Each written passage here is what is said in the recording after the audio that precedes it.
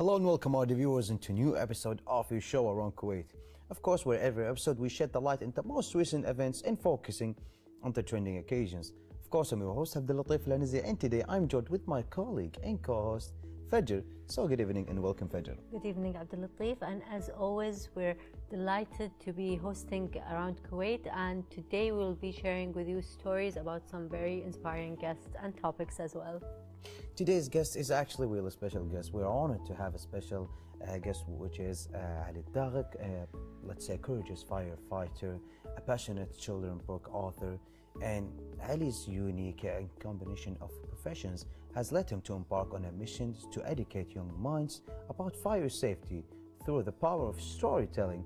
He's published a children's book not only to capture the essence of his experience as a firefighter, but also serves as a valuable resource for families to navigate the crucial conversation of fire safety with their children. Join us to delve with our dear guest for today, Aldagher. So hello and welcome, Ali, and we're so glad to have you with us. Hello, and thank you for the good words you just said, and I'm always honored to be here. Thank you. Welcome, of course, to Around Kuwait, Ali, and we'd like to know what was the inspiration behind you becoming a firefighter, and like my colleague Abdulatif said, you're also a children's book author. So what was the inspiration behind that as well? So plenty of people may think that it's two different things, but after all, it's an ambition that we're trying to catch. So becoming a firefighter, I guess every child will be searching for his superhero. Some of them will be searching for imagined characters, and they won't find anything. But I think the real superhero, we can say, like firefighters as an example. So it grew with me to become a firefighter since I was a child, and I found the opportunity to become one.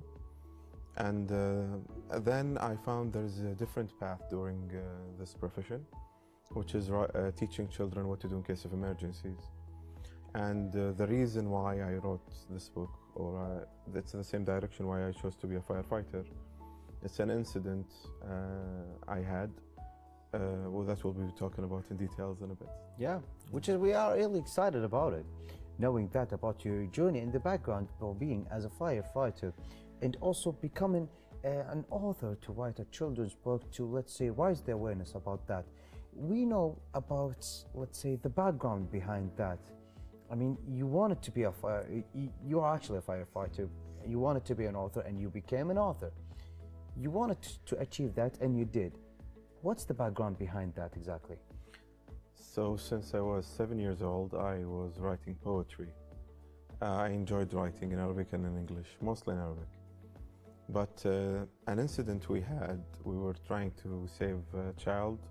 His name was Rashid. He was 5 years old actually, and he was trapped in a house. We tried to find him, we couldn't because he was burned to the crisp. So I tried to blame someone about what happened. It's a tragedy for sure. So plenty of people don't like to blame parents in case of any child will be in harm or danger, or if a child would die because of neglection. What I did is I skipped parents and adults that should be teaching children what to do in case of emergencies, and I directly write the book, A Junior Firefighter, to teach children surviving skills and what to do in case of fire. So it was a huge step for me because I was a passion because of the story of Rashid. And in the book, I changed the story so that Rashid can live in the book. The real kid, he died in 2017, and we found him under the bed. He was hidden because he didn't know what to do. And I blame his parents, I blame the society somehow, because each one of us adults have a message to teach children what to do in case of emergencies. What he did, that he was playing with matches and then he burned the room. He tried to hide under the bed and he died, suffocating. I know it's a sad story, but we need to deal with it. It's a very sad story, actually. It is, because it's actually tragedy. And for a lot of people, they think it's okay to let them play with matches outside the house, or sometimes the parents buy some matches and they think it's okay to put it, let's say, on a higher shelf away from the kids. But of course, they can climb. So writing the book has got to be actually amazing. And I'd like to understand more from you, what do you think the parents' role should be? Like, you aimed the book to be for children and to teach them these safety procedures or these safety pointers that they should be aware of, but also a lot of adults don't know these tactics or these small pointers. That's a very good question. So let me ask you a question. In case of emergencies, what do you do? Who do you call? Well, who do I call? Yes. The emergency line. Which is? 999. See? Not a lot of people actually know it. Yeah, Even me, I don't know it. So that's the 121. problem. 121, you said no, of course it's not. 112. 112. So this is the problem that we're facing. It's not. I'm not trying to embarrass you, because we're in an episode and I'm giving an example for plenty of adults do not recall that. Maybe plenty of them would recall 777, which is cancelled number. But 112. But doesn't it direct you to 112? It does not. Okay. So if you call 112, it's worldwide. Even if your phone is off, it's going to work. So here's the problem. I'm not asking all children to call 112, but I need parents to have this information. And I'm sure if I can ask you also, do you have fire extinguisher at your house? Actually, what? Fire extinguisher Fire extinguisher? or smoke detector? Actually, I didn't have it before, Yeah. but I have it like after a couple of years. There was some incident in our neighbor's house, and after that, I had to have it even in my car. And you need to know a thing. 2 years ago, I didn't know even how to light it. I didn't know that there is a safety switch, you know, the safety pin. I didn't know how to use it. So this is the problem that we're dealing with. What Yeah. I'm trying to show you. Adults need to know these stuff, to have fire extinguisher, to have smoke detectors. We don't need to wait till incidents happen so that we can actually know how to use fire So extinguisher. they need to be at home. They for need to be safety. at home. They need to know what to do in case of emergency. Children should not try to put out fire. Children should just run away. They may shout, they may call 112. Actually, a lot of families contacted me after their children read the book. They had incident in their house, and the children called 112. They gave them home address, and they were so happy to know that a child or 6, 7 years old saved the family. Was able to do that. Yes. That's beautiful. That's actually amazing. So my second, our question after that, and I think it's the answer is already there, which is, give us the exact aim for your book, and what message do you hope that the young readers will have and receive this message from reading that book, which is. So I tried plenty of times not to be harsh with adults. Yeah. But they held great responsibility, and they should be held against the law in front of God, what they're doing with their children, and the message that should be delivered for children. What I'm trying to do is I'm trying to make every child rely on himself, on herself, to run away in case of emergencies. So when we start Junior Firefighter as a book, it was only recalling the story of Rashid, but teaching children the steps of surviving. This is the message that you want, like there's instructions to let Yes, them teach exactly. So if you read the book, you will find a firefighter in Rashid's head teaching him what to do. It's like Rashid recalling a firefighter's visit to his school. And that's actually what Kuwait Fire Force are doing. They're visiting plenty of schools every year. So Rashid will be recalling the steps to run away, to stay calm, not to hide, to call 112, to try to run away. Even some small details. Rashid in the book, he's not wearing any shoe when he's running. I want to focus on surviving, not trying to do the basic thing that he's doing every day. Yeah. So the message, and the main message, is I'm trying to talk to the children directly.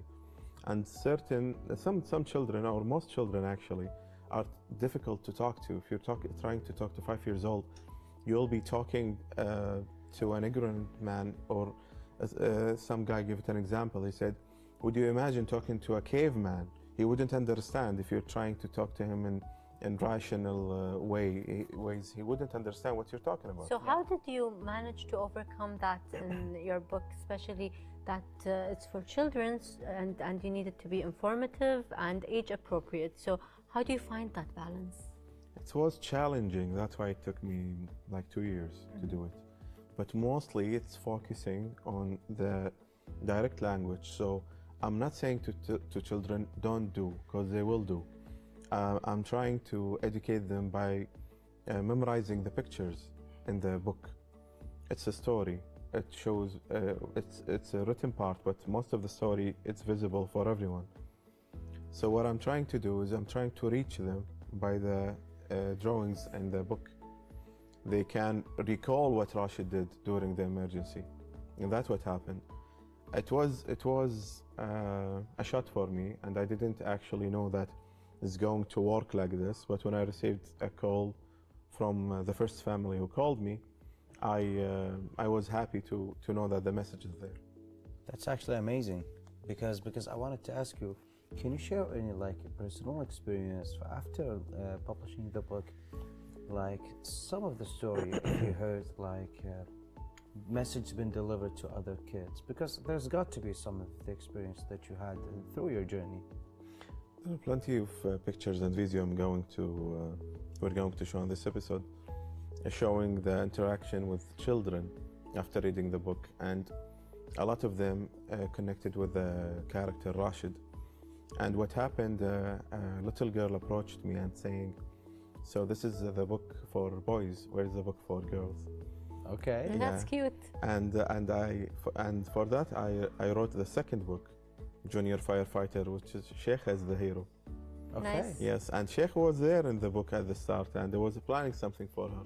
So for Rashid and for Sheikha, they're both different characters, but in what ways do you believe that storytelling and literature can help and enhance fire safety education for children specifically? Yeah, that's an excellent question. Actually, my master's degree now is in children's literature, Nice. and I'm trying to merge fire safety with. Really great. We're trying to reach children safety and children's literature. We don't find children's literature plenty of books that actually aiming to save children. Mostly fairy tales, mostly some Entertaining. sad something. stories, drama. Bedtime stories. Yeah. So what elements do you add to this type of book? Nice question. Yeah, what we did actually, it's interacting. You can actually call the number in the book. You have an empty page so that you can draw the escape map you have in the book. And you cannot actually fulfill the book without an adult in the last page. So plenty of information in the book. Most of children can take out in the last question part in the book. But eventually they need to talk to adults. So I gave all the answers in the book, but the last question was the kind of fire extinguishers. It's not mentioned in the book at all, so that they can go and ask their parents, at least about fire extinguishers, the kind of fire extinguishers. Yeah. Because I know plenty of people, most people don't know anything about fire extinguishers. They would use 90% water fire even more. extinguishers, yes. Yeah. So this will involve even the adults to understand more and learn more. So it's not only for children, for adults as well. It's actually really amazing. And inshallah, in the future, we will find some books even for adults. Of course, Ali, we have even more questions, but we have this short break. So for your viewers, stay tuned, and we will be right back.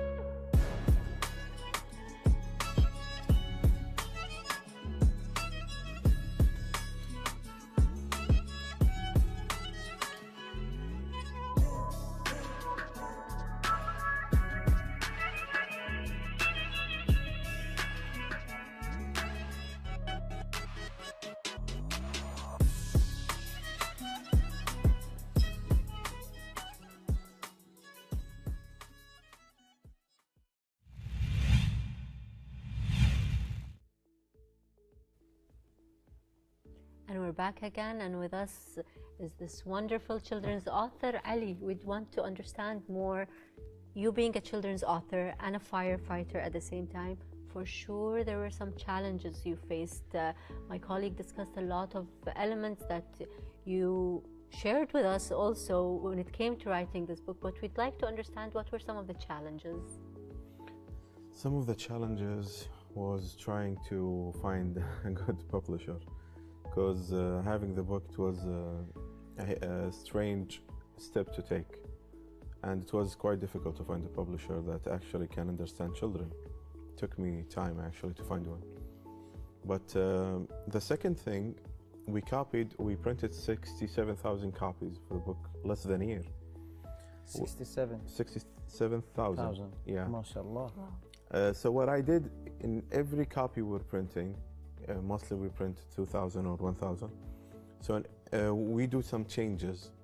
I'm opening my Instagram page for people to reach me, to talk to me, to give me some details.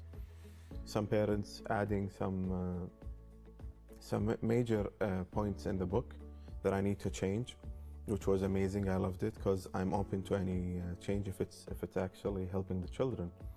And I found a lot of people trying to fix the book with me. What I'm saying when I say fix, because eventually you're trying to reach children, so every parent will see it on their own way. From their own perspective, Yes, from their child's understanding Yes, of. and they have their own experience with their children. As an example, for the kid who came to me, she was saying, "Where is the book for girls?" And she inspired Sheikha. Yes, because she developed Sheikha as a character. So Sheikha was there in the first book, but she made Sheikha the main character in the second book. She inspired her to have her own book. Yes, so in the first book, Rashid helped everyone, and the second one, Sheikha and her mom helped everyone. So interacting with children and adults helped a lot in development of this book. I want to say it was hard, but actually the way people approached me after having the first book, it wasn't that much hard. Lovely. So this actually got to be amazing. So in your perspective, how do you think is storytelling and giving, let's say, literature to other kids to know, or let's say increase and enhance the how much it can save them? Because what a lot of people say is they will read and after that they will forget it. Because not a lot of people knows what that kid, when they read something, they actually understand it, they actually observe the information. But from your perspective, how do you think that it will enhance fire safety for education for children, and how do you incorporate these elements into your book, that will enhance the safety for them? And that's a very good observation. And what we're doing here, we can't force the book on the children to read every day. What we're doing is we want them to love the character, to enjoy the story, enjoy the journey. And that's why we spent plenty of time on the drawing, on coloring, on the storytelling for the children. There is coloring on the book, maybe? No, because it's educational. Oh, the colors on the Yeah. book itself. Oh, yeah. Yeah, when we tried to do it at first, we had a huge discussion about the colors, the face, the hair, everything. Yeah, that's why it took so long to finish the book. But what I'm saying is, let's imagine a child would read this book. He will be related to firefighters as always. That's why Kuwait Fire Force, when they're having their yearly visit for school, they will be refreshing this memory. It's like having a course and you are in plenty of time, you see adults talking about it or giving you advice. I don't want to say I'm done educating adults, but I'm directing my education to children. By forcing the education system to go for children directly, I will force adults also. I'm not saying they don't care about their children, but eventually they will find a harmony way so that they can have fire extinguisher, smoke detector, not And to understand also, like, when we were put on the spot, we weren't able to recall the emergency number line. So maybe it's these small factors that are included in materials like your books that can help enhance the understanding for both parents and children. So how important do you think these materials are? So even during this interview, we're aiming to talk to adults to teach the children these stuff. I don't want to recall surviving skills or smoke detectors and fire extinguishers, but it's adult responsibilities. That's why we don't teach children to use smoke detectors and fire extinguishers or to touch them at all. It's not their responsibilities. Mostly adults can deal with this, because you may have an incident that need CO2 as fire extinguishers, and some people will use water. If it's include electricity, someone will eventually injured or be or die. So I think even when I see myself giving my all in this book and having to focus on all elements that I'm trying to reach with children and some elements trying to teach adults, it depends on the experience of the reader. So it's different from adult to other. A lot of people are neglecting their children. They don't care what they're reading, or they don't want to interact with what they're reading. And plenty of adults, no, actually they enjoy this and they feel safe when they understand that their children receive the message to help them survive. So, what challenges did you face translating in your expertise as a firefighter to the format as let's say accessible and engaging for young readers? So I'm a firefighter and I majored in English literature at the university, but I don't love English that much. I love Arabic. That's why when I wrote the book, I wrote it in Fusha, and it's the better way to reach children, especially here in Kuwait. Most of them speak Arabic, which is the right thing to do. But when we translate it to English... Oh, you translate already? Yes. Because I wanted to say that, like maybe let's have a book in English. That's great. Yeah, I've been reached by plenty of people. One of them, U.S. Embassy, they want to translate the book. But I focused to have the book made in Kuwait, even the translation, nothing interfere with the book. It's fully Kuwaiti, printed in Kuwait, written in Kuwait. So I don't want to have any foreign interfere with the book. Why is that? I'm sorry, I need to ask that. Why is that? You're a little careful about that. Because I believe that we don't need much help from different countries. I think we have all what we need here.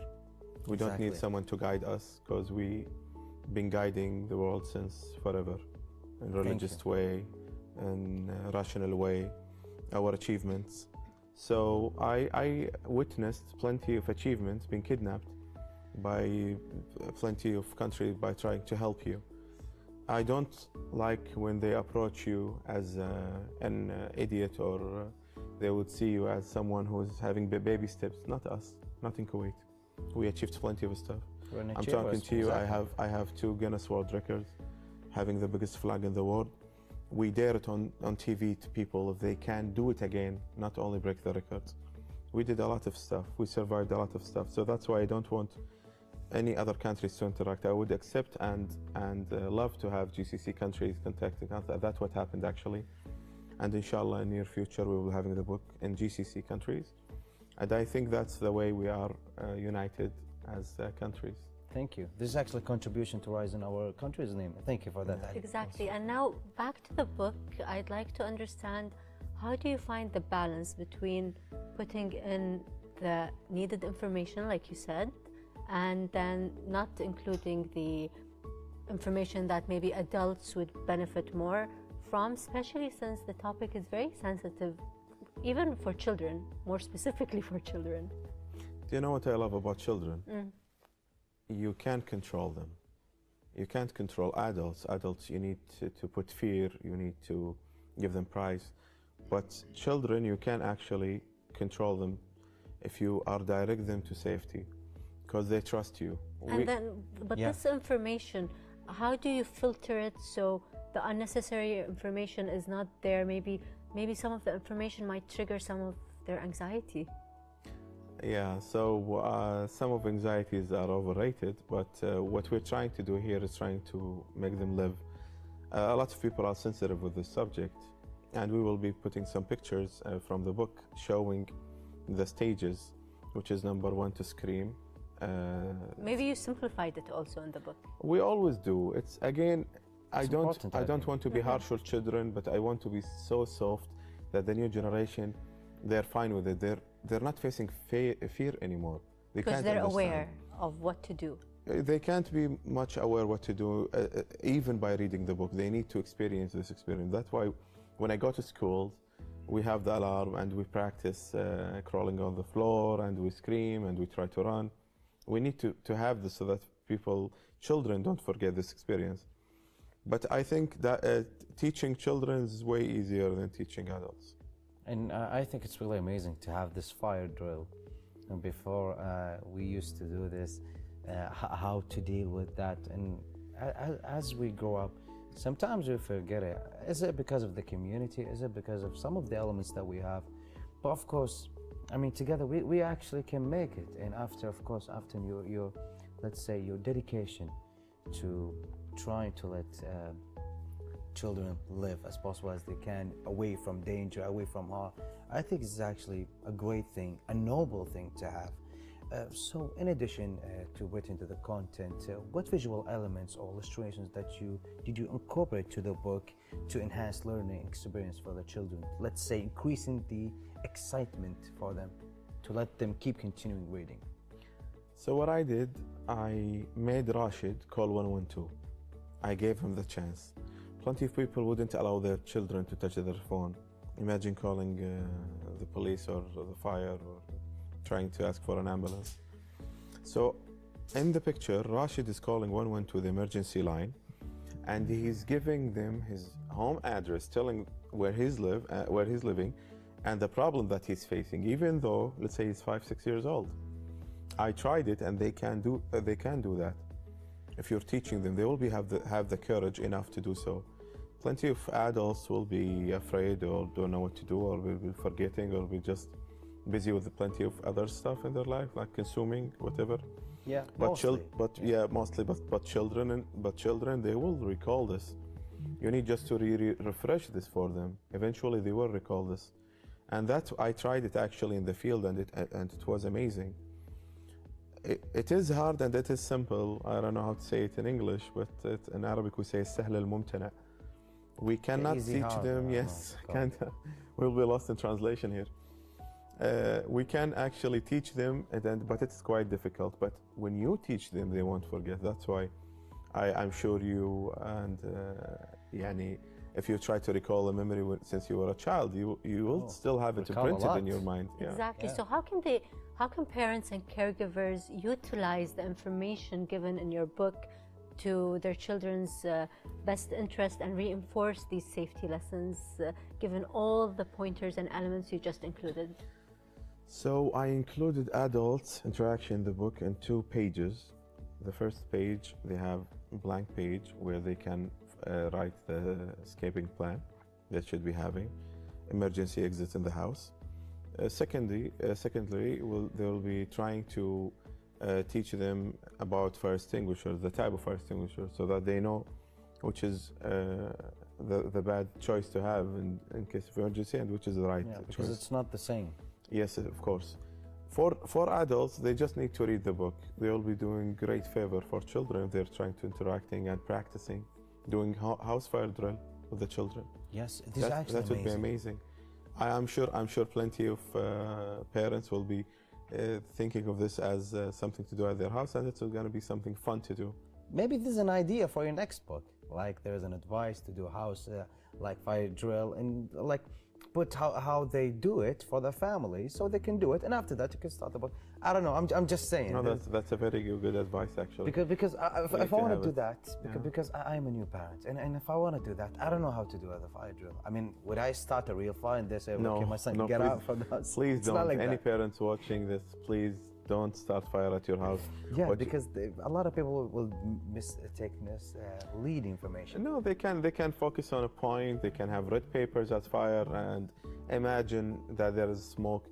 But please do not try to have fire at your house. Smoke detectors. A lot of houses don't have it actually. Yes, they need to buy smoke detectors and fire extinguishers. They're cheap. And the fire blanket also? Yes, fire blanket.